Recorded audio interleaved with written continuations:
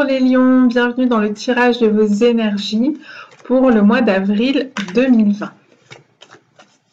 Alors, pour ce mois d'avril 2020, alors on est en train de me dire, redis bien, répète bien, parce que je l'ai déjà dit à plusieurs autres signes avant vous, que les énergies, eh bien, ne sont pas comme ça figées, fixées dans des boîtes. Les énergies sont mouvantes, donc comme les nuages, elles bougent, et comme les nuages, elles changent de forme. Donc du coup, ici, il s'agit de comprendre que ça peut déjà être des énergies du mois de mars, ça pourra être des énergies au mois de mai. C'est pas nécessairement à l'instant T où vous regardez la vidéo que tout ce que je dis va pouvoir résonner avec vous. Alors, les lions, on a sorti la carte du battleur en premier, c'est important, je vais vous expliquer pourquoi. Et justement, c'est la carte numéro 1, l'arcane numéro 1. Et suivi en petit complément du monde arcane 21. Alors, pourquoi petit complément? Parce que clairement, ce qu'on est en train de vous dire, les lions, c'est qu'il y a du neuf, il y a du nouveau qui arrive. Ça tombe bien, on est dans la saison du printemps, qui est la saison eh bien, du nouveau, du renouvellement, de la montée de sève. Quand on a des projets, le printemps, c'est une saison où on peut voir son projet croître, évoluer. C'est pas nécessairement à ce moment-là qu'on va voir tous les résultats, mais on est en train de voir nos projets grandir. Donc ici, c'est un petit peu comme une femme enceinte, c'est le temps de la grossesse. L'enfant n'est pas encore né, mais il est déjà en conception, il est déjà en train de grandir à l'intérieur du ventre. Et bien là, c'est un peu la même chose avec cette énergie du battleur qui d'ailleurs est considéré comme un enfant ou un jeune garçon. Donc, accompagné de l'arcane derrière du monde, là vous le voyez, ça forme un cercle, ça forme un cycle, c'est la fin de cycle. Ça veut dire, les lions, que vous venez de traverser une fin de cycle et que là, vous êtes en train d'en débuter un autre de cycle. C'est plutôt une bonne nouvelle. Donc, il y a cette idée où vous avez peut-être passé le plus gros du processus de deuil, le plus gros de la traversée de la fin de cycle précédente, et que là, maintenant, on vous invite à mettre des graines dans ce nouveau cycle, dans vos nouveaux projets. Et puis, on me dit de bien garder un esprit d'enfant, une âme d'enfant, parce que j'entends à plusieurs reprises depuis le début de votre tirage le mot « je ». Donc peut-être on est en train de vous rappeler que vous pouvez vous amuser aussi dans votre vie, vous pouvez faire les choses avec plaisir, avec joie. Le mot « je », c'est aussi la joie, en conservant votre âme d'enfant et peut-être en vous laissant guider par votre âme d'enfant dans vos projets. D'ailleurs, vous voyez sur la table, eh bien, il y a par exemple un gobelet avec des dés qui pourrait être associé au jeu. Alors, il a d'autres significations de manière plus ésotérique, mais peu importe. Ici, il y a l'idée d'avoir tous ces outils sur la table et de pouvoir tenter d'expérimenter tout ce qu'on a envie d'expérimenter avec ces différents outils sans avoir trop la pression de j'ai bien fait, j'ai mal fait, j'ai fait juste, etc. Il y a ce côté un peu, voilà, comme vous donnerez des jeux de construction à un enfant, il a envie d'en faire ce qu'il en veut, en emboîtant ses jeux, ses morceaux, et puis voilà. À chacun, ça donnera un autre résultat différent. Et puis surtout, il va s'amuser à emboîter et à construire. Peu importe qu'au final la forme soit politiquement correcte ou pas, qu'elle soit viable ou pas, etc. Ici, du coup, il y a cette idée de s'amuser à faire ce qu'on fait et de pas trop se mettre la pression.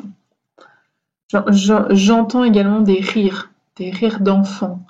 Donc il y a vraiment cette notion de prendre la vie du bon côté, de la prendre avec une sorte de candeur, de simplicité, pas se prendre la tête, quoi. Puis vous verrez bien ce que ça va donner. All that glitters, toutes ces paillettes. Alors avec les masques derrière, ça fait un peu penser à notre expression en France, tout ce qui brille n'est pas de l'or. Sauf que là, j'ai le sentiment que ça vient nous dire amusez-vous. Parce qu'on a ces masques de carnaval, et ces masques de carnaval, c'est vraiment ce côté où pendant le carnaval, on ose être ce qu'on n'ose pas être tout le restant de l'année. Donc, par exemple, si j'ai envie de me déguiser en princesse, en roi, en magicien, en je ne sais quoi, eh bien, je peux oser l'être le temps d'une journée, de cette journée de carnaval. Je peux briller de mille feux si j'ai envie de briller de mille feux et vice versa. Des gens qui se sentiraient engoncés dans leur célébrité, dans leur richesse, dans leur je ne sais quoi, eh bien pourraient jouer les mendiants s'ils avaient envie ce jour-là pour expérimenter une autre vie. Vous savez, les personnes célèbres le disent assez souvent. Ça peut devenir étouffant, cette renommée, d'être très souvent reconnu, qu'on peut plus aller faire ses courses, qu'on peut plus avoir une vie comme tout le monde, et qu'on vit un peu dans une stratosphère très différente, et que parfois ça fait perdre pied d'ailleurs. Donc du coup, parfois ils s'expatrient dans d'autres pays où ils ne sont pas connus pour justement retrouver ce goût de l'anonymat. Donc cette idée des masques du carnaval, c'est devenir le temps d'un instant quelqu'un d'autre. Et il y a ce côté, parce que je l'entends vraiment, alors bon, c'est pas très joli, mais ne vous prenez pas la tête, amusez-vous, autorisez-vous des choses que vous ne vous autorisez pas jusque-là, les lions. Voilà, il y a ce côté enfantin, il y a ce côté, allez, j'essaye, j'ose, je tente ma chance. Peut-être que si vous avez un projet un peu fou, ben c'est le moment de le nourrir. Et comme une plante, de l'arroser, de lui donner de l'engrais, d'aller nourrir votre projet, même s'il est un peu fou et que vous avez le sentiment que c'est pas du tout porteur, mais que ça parle à votre cœur d'enfant, ça vous fait envie, ça vous prend aux tripes, et ben allez-y. C'est ce que l'univers est en train de vous dire. Il vous encourage à oser débuter quelque chose de nouveau, de neuf, d'un peu fougueux, d'un peu foufou. C'est un peu voilà, ce côté feu follet, donc vous qui êtes signe de feu, n'hésitez pas. Ça peut être l'étincelle, et peu importe si au final ça fait pchit à la fin et que voilà on tombe sur un feu de paille, on est en train de vous dire c'est pas grave, cette expérience elle sera bonne à prendre et ça va vous permettre de relâcher des tensions, de relâcher des pressions, de vous autoriser des choses que peut-être vous ne vous autorisez pas suffisamment à être, à penser, à vivre, et de ne pas toujours avoir le monde entier à porter sur ses épaules et de laisser à chacun reprendre sa responsabilité de sa propre vie, et puis de laisser le monde loin de ses épaules, faire ce qu'il veut, et vous de vous retrouver un peu de liberté, de goût de vivre, de goût de l'amusement. Même si ce n'est pas simple dans ces conditions actuellement de confinement, je suis sûre que l'amusement, la joie, elle vient de l'intérieur. Elle vient pas de ce qu'on peut faire à l'extérieur, contrairement à ce que beaucoup de personnes pensent. Cette joie, on peut la cultiver à l'intérieur de soi, en justement se reconnectant à son âme d'enfant, à ce qui nous est vibré comme ça le cœur, très spontanément, très facilement, très simplement.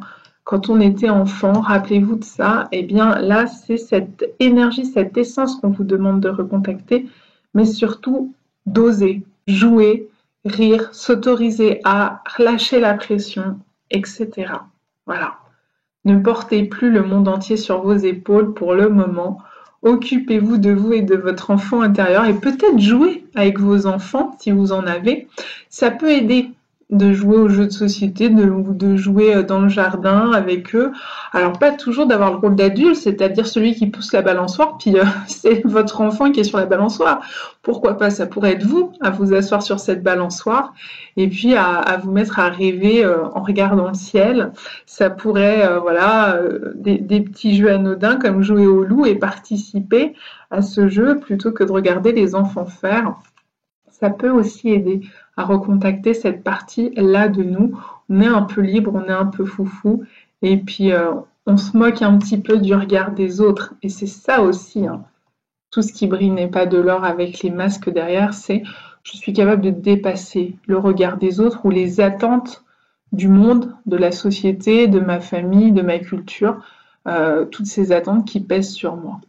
Je laisse couler tout ça et puis hop là, je m'évade et je me libère de toutes ces contraintes et ces contingences. Voilà les lions, amusez-vous bien pendant ce printemps.